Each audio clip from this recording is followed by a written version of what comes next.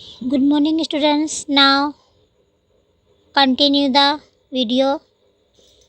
Second part of દીકરીની વિદાય. આટલામાં વર્ષો જેણે ઘર ઉફાળું રાખ્યું તે ઘરનું અજવાળું દીકરી મહેંદી મૂકી આજે ચાલ્યું દીકરી સાસરે ગઈ. The light daughter who has kept the house warm from so many years has left the house today after decorating hands and with mehendis. The daughter went to her father-in-law's house. દીકરી જતાં એવું લાગે છે કે જાણે ગોખમાંથી દીવો ગયો. હવે ગમે તેટલું સીવો પરંતુ આ ફળિયો સાંધશે નહીં. ફળિયામાં ખાલીપો લાગે છે. જેની પગલી પડતા સંઘળે રજવાડું થઈ જતું તે ઘરનું દીકરી અજવાળું આજે મહેંદી મૂકી ચાલ્યું. After going to daughter, we feel that the lamp from Gogh, a recess in the wall, has gone. Now you may try to see as much as possible. The street will not shout. There is impatience in the street. The step that would make native state everywhere has left the house. After decoration hands with mehendis, the daughter went to her father-in-law's house. હવે રંગોળીમાં પહેલાં જેવી ભાત ભરશે નહીં. ઘરની આ મીરાત દોલત દીકરી દૂર દૂર ચાલી જશે. સૌની આંખોને પરવાળું આંસુથી ભીંજશે. આજે એ ઘરનું અજવાળું મહેંદી મૂકી ચાલ્યું દીકરી સાસરે ગઈ. Now there will not be desires in the rangoli so good as before. The wealth of the house daughter will go far away. The eyes all of will be wet with full of tears. The light to the house has left the decorating hands with mehendis. The daughter went to her father-in-law's house. Now question answer. નીચેના પ્રશ્નોના વિસ્તૃત ઉત્તર લખો. દીકરી વિદાયની વેદના કાવ્યના આધારે વર્ણવો. દીકરી વિદાયના કારણે ઘરમાં અને શેરીમાં ખાલીપો ઊભો થયો છે. કારણ કે દીકરીએ એના સ્નેહથી ઘર અને શેરીને હૂંફથી જોડવાનું કાર્ય કરતું હતું. એના જવાથી સ્વજનો વ્યથિત છે. દીકરીના સંસ્મરણ તાજા થાય છે. એમને એવું લાગે છે કે જાણે ગોખેથી દીવો ચાલી ગયો. હવે આંગણામાં પહેલી જેવી રંગોળીની ભાત પડશે નહીં. ઘરની મીરાત ચાલી ગઈ છે. ઘરનું અજવાળું ચાલી ગયું છે.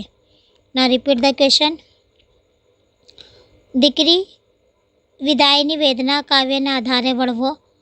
તેમનો ઉત્તર છે દીકરી વિદાયના કારણે ઘરમાં એની અને શેરીમાં ખાલીપો ઊભો થાય છે. કારણ કે દીકરીએ એના સ્નેહથી ઘર અને શેરીને હૂંફથી જોડવાનું કાર્ય કરવું હતું અને એના જવાથી સ્વજનો વ્યથિત છે. દીકરીના સંસ્મરણ તાજા થાય છે. એમને એવું લાગે છે કે જાણે ગોખેથી દીવો ચાલી ગયો. હવે આંગણામાં પહેલાં જેવી રંગોળીની ભાત પડશે નહીં. ઘરની મીરાત ચાલી ગઈ છે. ઘરનું અજવાળું ચાલી ગયું છે. નીચેના પ્રશ્નોના 2-3 વાક્યોમાં ઉત્તર લખો. રંગોળીમાં પહેલાં જેવી ભાત હવે કેમ નહીં પડે? તેમનો ઉત્તર છે રંગોળીમાં પહેલી જેવી ભાત હવે નહીં પડે કારણ કે ઘરની મીરાત એની દીકરી દૂર ચાલી જશે. ના રિપીટ ધ ક્વેશ્ચન. રંગોળીમાં પહેલી જેવી ભાત હવે કેમ નહીં પડે? તેમનો ઉત્તર છે રંગોળીમાં પહેલી જેવી ભાત હવે નહીં પડે કારણ કે ઘરની મીરાત એની દીકરી દૂર ચાલી જશે. દીકરીને ઘરનું અજવાળું કેમ કહેવામાં આવ્યો છે? તેમનો ઉત્તર છે દીકરીને ઘરનું અજવાળું કહેવામાં આવ્યો છે કારણ કે દીકરીએ ઘરને હૂંફાળું રાખ્યું છે. નાઉ રિપીટ ધ ક્વેશ્ચન. દીકરીને ઘરને અજવાળું કેમ કહેવામાં આવ્યો છે? તેમનો ઉત્તર છે દીકરીને ઘરનું અજવાળું કહેવામાં આવ્યો છે કારણ કે દીકરીએ ઘરને હૂંફાળું રાખ્યું છે. ઘરનું અજવાળું એટલે કોણ? તે ક્યાં ચાલ્યું ગયું? તેમનો ઉત્તર છે ઘરનું અજવાળું એટલે દીકરી તે મહેંદી મૂકી સાસરે ચાલી ગઈ. ના રિપીટ ધ ક્વેશ્ચન. ઘરનું અજવાળું એટલે કોણ? તે ક્યાં ચાલ્યા ગયું? તેમનો ઉત્તર છે ઘરનું અજવાળું એટલે દીકરી તે મહેંદી મૂકી સાસરે ચાલી ગઈ.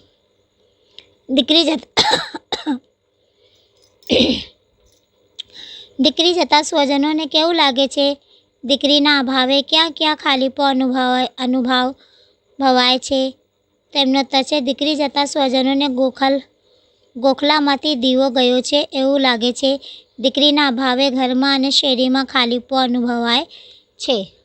નાઉ રિપીટ ધ ક્વેશ્ચન. દીકરી જતાં સ્વજનોને કેવું લાગે છે? દીકરીના અભાવને ક્યાં ક્યાં ખાલીપો અનુભવાય છે? દીકરી જતાં સ્વજનોને ગોખલામાંથી દીવો ગયો હોય એવું લાગે છે. દીકરીના અભાવે ઘરમાં અને શેરીમાં ખાલીપો અનુભવાય છે. દીકરીના સાસરે જવાની શી અસર પડશે?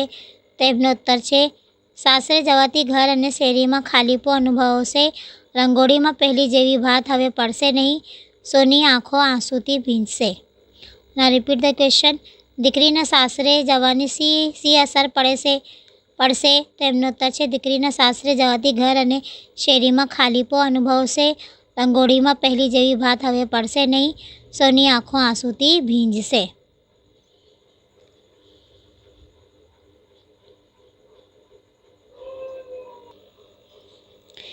નીચેના પ્રશ્નો માટે આપેલ વિકલ્પોમાંથી સાચો વિકલ્પ પસંદ કરીને ઉત્તર લખો.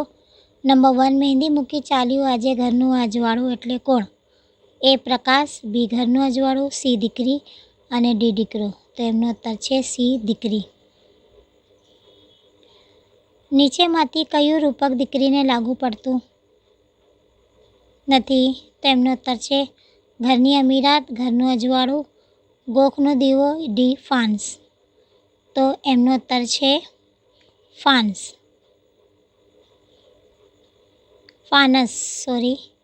દીકરી જતાં સૌની આંખો કેવી થઈ ગઈ છે?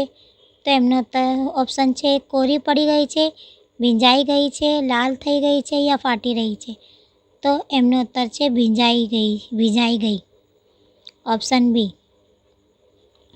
દીકરી ક્યાં જઈ રહી છે? એ. ફરવા માટે, બી. પ્રવાસમાં, સી. પિયરમાં યા ડી. સાસરે. તો એમનો ઉત્તર છે ઓપ્શન ડી. સાસરે. દીકરી સાસરે જઈ રહી છે. નીચેના પ્રશ્નોના એક એક શબ્દોમાં ઉત્તર લખો. નંબર 1. દીકરીએ ઘરને કેવું રાખ્યું છે? દીકરીએ ઘરને હૂંફાળું રાખ્યું છે. નંબર 2. કવિએ દીકરીને ઘરની શું કહી છે? તો એમનો ઉત્તર છે કવિએ દીકરીને ઘરની મીરાત કહી છે. નીચેના ખાલી જગ્યાઓ પૂરો. દીકરીએ હૂંફતી ઘર અને ખાલી જગ્યાને જોડવાનું કામ કર્યું. તો એમનો ઉત્તર છે દીકરીએ હૂંફતી ઘર અને શેરીને જોડવાનું કામ કર્યું છે. દીકરી જતાં એવું લાગતું કે ગોખથી ખાલી જગ્યા ગયો. તો એમનો ઉત્તર છે દીકરી જતાં એવું લાગતું કે ગોખથી દીવો ગયો. નીચેના વિધાનો ખરા છે કે ખોટા તે જણાવો. દીકરી મહેંદી મૂકી પરદેશ ચાલી ગઈ. તો એ રોંગ है. દીકરી જતાં હવે રંગોળીમાં પહેલી જેવી ભાત પડશે નહીં. તો આ રાઈટ છે.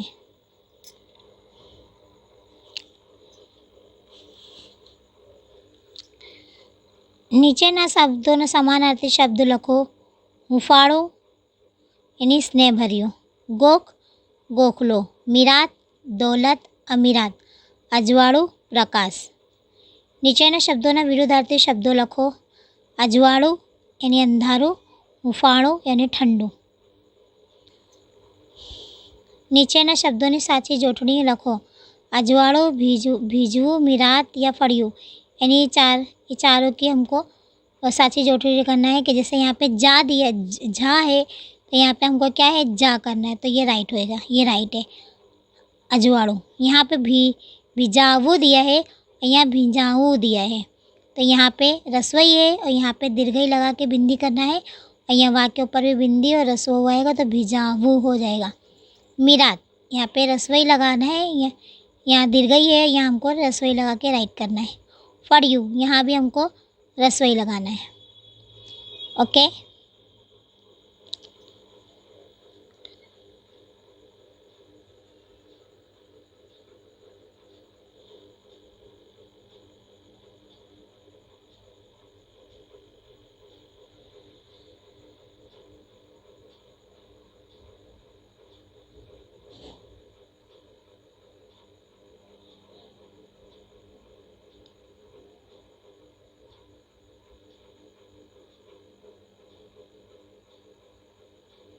now this lesson is complete.